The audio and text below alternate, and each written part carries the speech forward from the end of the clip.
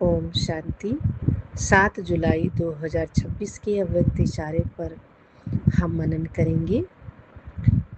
बाबा ने कहा, ज्वाला रूप बनने के लिए यही धुन सदा रहे, अब वापस घर जाना है। अभी पिछले 5-6 दिनों से आप देख रहे थे कि कितना ज्वाला रूप है क्या। फिर हमने जाना कि कितना ज़रूरी है बनना, क्योंकि विश्व परिवर्तन भी होना है। आज हम क्या बात जान रहे हैं कि ज्वाला रूप बनेंगे कैसे, क्योंकि देखिए बाबा आधा अधूरा ज्ञान नहीं देता है। वो परम शिक्षक, परम सतगुरु, शिव परमात्मा है, तो पूरा ज्ञान देते हैं और हमें बताते हैं कि हमें ज्वाला रूप बनना कैसे है।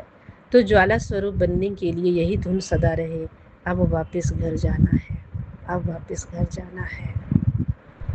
जाना है अर्थात उपराम, दूसरे शब्दों में हम साक्षी भी कह सकते हैं। आपने देखा होगा जो हमारे घर में बड़े बुजुर्ग होते हैं ना, तो वो उपराम हो जाते हैं। हाँ, आपने कोई काम दिया उनको तो कर देंगे, खाना दिया खा लेंगे, है ना। कुछ नमक भी कम हुआ कोई बात नहीं, है ना। तो जो बड़े बुजुर्ग होते हैं, और अगर कई बड़े बुजुर्ग ऐसा नहीं करते हैं तो आप क्या कहते हैं, अरे भाई अब तो आपकी कब्र में टांग अटकी हुई है, अब तो ये सब चीज़ें छोड़ो, अब तो राम का नाम लो।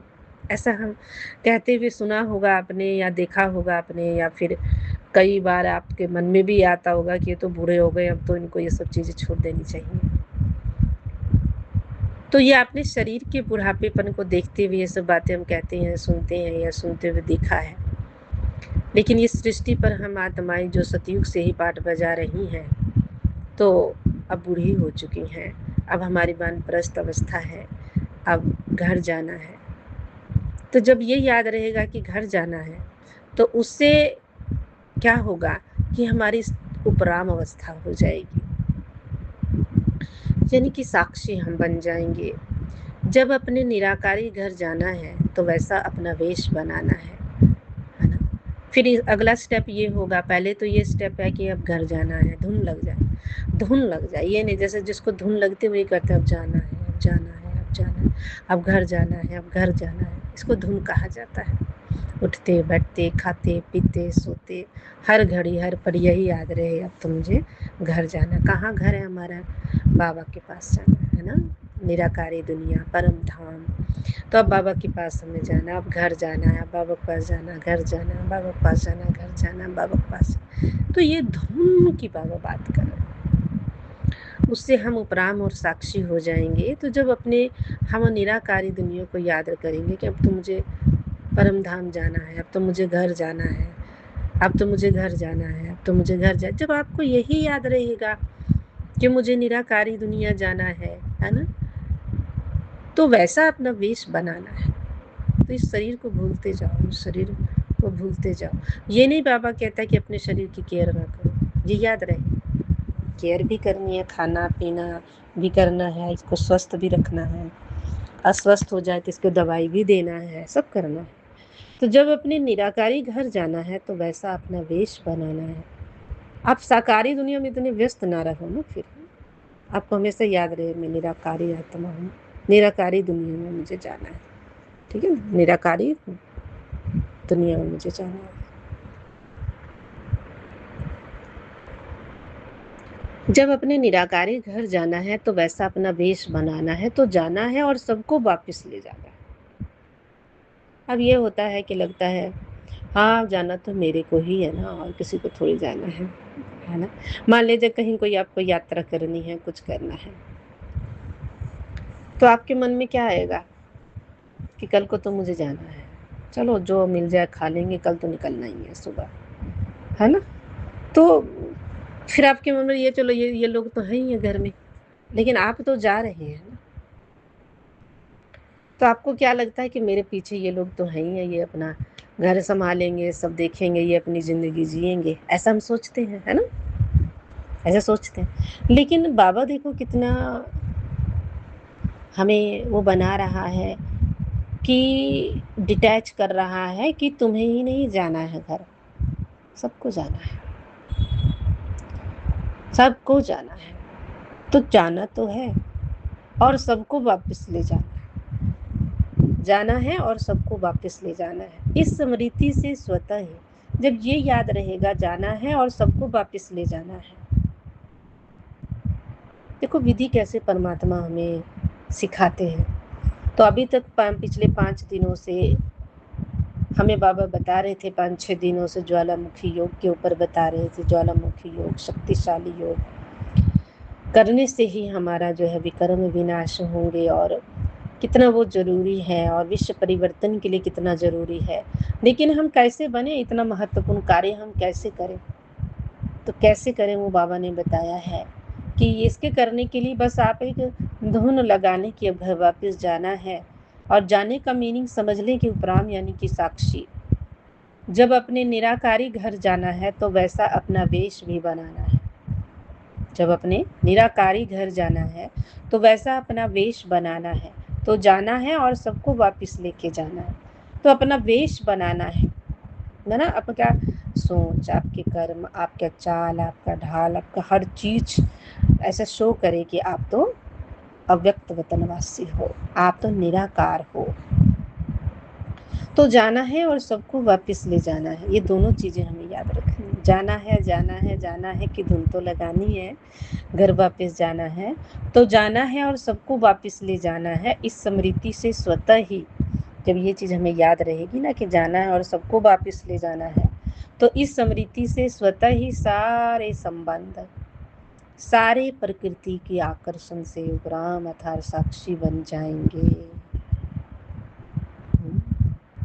अगर ये स्मृति रहेगी तो इस स्मृति से स्वतः ही सर्व संबंध, सर्व प्रकृति की आकर्षण से सर्व संबंध, जितने संबंध है ना आपके घर में, जितने भी संबंध हैं, सबसे पहले ये देह का संबंध, फिर देहधारियों से संबंध, फिर वस्तुओं से संबंध, फिर प्रकृति की जो आकर्षण की चीजें हैं आपका, तो सर्व प्रकृति के आकर्षण से साक्षी उपराम बन जाएंगे।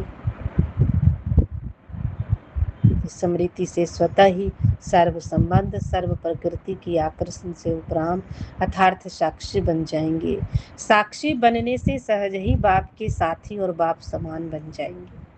और जब हम साक्षी बन जाएंगे, सब संबंधों से साक्षी बन जाएंगे, सर्व प्रकृति के आकर्षणों से साक्षी बन जाएंगे। ठीक है तो है, ऐसे हम बन जाएंगे। ठीक है तो है ना। सारे संबंध अपना अपना पार्ट बजा रहे हैं, जरूरी है कि हम उसमें इन्वॉल्व हों? ये तो जरूरी नहीं है ना। हाँ, आते हैं, मिलते हैं, बात करते हैं, ठीक है, ओके, खुश रहो आप अपनी दुनिया में, खुश, बहुत अच्छी बात है, खुश रहो। तो आप क्या हो गए, उससे साक्षी हो गए। तो जब साक्षी हम बन जाएंगे, उपराम बन जाएंगे इन सबसे, संबंधों से भी और सर्व प्रकृति के आकर्षण से, तो साक्षी बनने से ही सहज ही बाप के साथी और बाप समान बन जाएंगे। साक्षी बनने से क्या बन जाएंगे? साक्षी बनने से सहज ही बाप के साथी और बाप समान बन जाएंगे। बाप के साथी भी बन जाएंगे और बाप समान बन जाएंगे। फिर कितना मतलब बाबा विधि बता देता है कि बाप समान तुम्हें बनना है और बाप का साथी बनना है। तो बाप समान बनेंगे तभी साथी बनेंगे ना। तो बाप का साथी बन जाएंगे, बाप समान बन जाएंगे। कब? जब हम सभी चीजों से उपराम हो जाएंगे, साक्षी हो जाएंगे। तो जैसे कोई खींचता ही नहीं, जैसे इसको कोई मतलब, जैसे दुनिया में कहते इसको तो किसी से कोई जैसे कि मतलब ही नहीं है, वो ये कह देते हैं, है ना। ऐसे कहेंगे उनको तो कोई मतलब ही नहीं है, बस अपने में ही लगे रहते हैं ये, है ना। तो मेन बात ये नहीं कि हम लगे हुए हैं, ऐसी बात नहीं है कि हमें भगवान ने ऐसा बना दी, नहीं। बाबा कहता है कि आपको ये पता रहे कि ये संसार बदलने वाला है, रहने वाला तो है ही नहीं। हम आपको छोड़ के कहाँ जा रहे हैं, आपको भी साथ लेके चलेंगे ना, आप भी साथ चलोगे।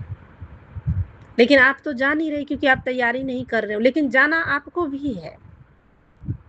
हम ये सोचें कि चलो हमने बाबा का ये ज्ञान ले लिया है तो मुझे इस संसार को बदलना है, तो मुझे सिर्फ जाना है, तो मैं याद करूँगी कि घर जाना है और जो है वापस जाना है, और मैं निराकारी आत्मा में ना, निराकारी रूप का अपना याद रखूँगी कि अब तो निराकारी दुनिया में जाना है, तो वैसा वेश मुझे बनाना है। लेकिन बाबा का कहना है कि जाना तो जाना है और सबको साथ ले जाना है। जाना भी है और सबको भी साथ ले जाना है, तो किससे आप मोह रखोगे? ना तो ये दुनिया रहेगी, ना दुनिया वाले रहेंगे, ना ये चाँद रहेंगे। दुनिया में कहते हैं ना ये चाँद होगा ना सितारे होंगे। तो ये चाँद सितारे तो होंगे लेकिन इनका रूप बदला होगा, ये भी बहुत सुखदाई होंगे। तो सब कुछ चेंज होने वाला है, तो हर चीज़ बदलने वाली, ये प्रकृति भी बदलने वाली है ना? ये धरती सब कुछ चेंज होने वाला है। तो जाना है और सबको वापस ले, कितना महत्व रखता है ये लाइन। तब आप क्या हो जाएंगे? निर्मोही हो जाएंगे। और दूसरे शब्दों में अगर आप देखेंगे, निर्मोही होते हुए भी आप उसमें उसको स्नेह प्यार देंगे, क्योंकि वो भी तो जाएगा ना, है ना? आपके साथ वो भी तो जाएगा, आप जाएंगे, हो सकता है आपके साथ जो है आप आगे निकल गए पीछे रहे, लेकिन जाना तो है ही, उसको भी जाना है आपके साथ। आप भी जा रहे हो, वो भी जाएगा। लेकिन आपको क्या करना है? आपको उपराम साक्षी रखना है ना, उपराम रहना है। साक्षी जैसे टीवी में आप देखते हो, ऐसे में आत्मा देखो। वो समय अब आ गया है। तो साक्षी बनने से सहज ही बाप के साथी और बाप समान बन जाएंगे। ये नहीं कि मैं तो अब आप सबको छोड़ के जा रहा हूँ, हाँ हाँ मुझे ही जाना है, सतयुग में जाना है। अरे आप सतयुग में कैसे जाएंगे? इसी धरती पर सतयुग में आए, सतयुग आएगा ना, तो यहीं पर सतयुग आने वाला है, इसलिए आपको भी जाना है और सबको वापस लेके जाना है, सबको जाना है वापस। ठीक है ना? तो ये आपको क्या, या इसमें इसमें परेशान होने की भी बात नहीं, दुखी होने की भी बात नहीं, है ना? जब बीमारी ज़्यादा हो जाती है तो उस अंग को काटा जाता है। तो उसी तरह ये सृष्टि में बहुत पाप बढ़ चुका है, इसलिए अभी सृष्टि का महापरिवर्तन, महाविनाश निश्चित है। तो हम सबको जाना है। तो जिसको बाबा का ज्ञान मिला, बाबा की शक्ति मिल रही है, तो बाबा कहता है कि भाई सबको लेके जाना है। तो आपको ज्ञान मिला है, आप अभ्यास कर रहे हो, तो आप फिर सबको साथ ले चलोगे ना। और फिर आप बाबा के साथ जा पाओगे, है ना? क्योंकि आप साक्षी हो। आप रोने धोने वाले थोड़ी बाबा के साथ जाए, हाय मेरा ये, हाय मेरा मेरा घर का क्या होगा, मेरा पैसा क्या होगा, मैंने इतने डिपॉजिट करवाया था, इतना पैसा कहाँ गया, मेरा प्लाट रह गया। फिर तो आप आओगे ही, आपका प्लाट भी यही है है ना? और जो धन आपने प्रभु अर्पण कर दिया है, तो वो भी आपका बाबा के बैंक में जमा है, तो आपका कोई नुकसान नहीं है ना? तो प्रभु अर्पण सब कुछ, तन मन धन सब तेरा, तेरा तुझको अर्पण क्या लागे मेरा। ये हमें करना है, मन से, बुद्धि से करना है। ठीक है? तो जब हम साक्षी रहेंगे तो बाबा के साथी बन जाएंगे, बाप समान बन जाएंगे, बाबा के साथ चलेंगे। तो ये अभ्यास हमें जरूर करना है। तो जब आप ये सुनेंगे तब आपको क्या धुन लगाना है? अगर आप भूल जाएं तो कोई बात नहीं, मान लीजिए आप भूल गए काम करते करते, कोई बात नहीं, फिर याद करना। फिर आप कहना कि हाँ बहन जी ने कहा था कि भाई जो है ये याद करना है, बस याद कर लेना। बाबा ने कहा है ना, बहन जी भी ना याद रहे, बाबा ने कहा है कि मुझे याद रखना कि घर जाना है। ठीक है? तो दो चीजें याद रखना, घर जाना है और सबको लेके जाना है। ओम शांति।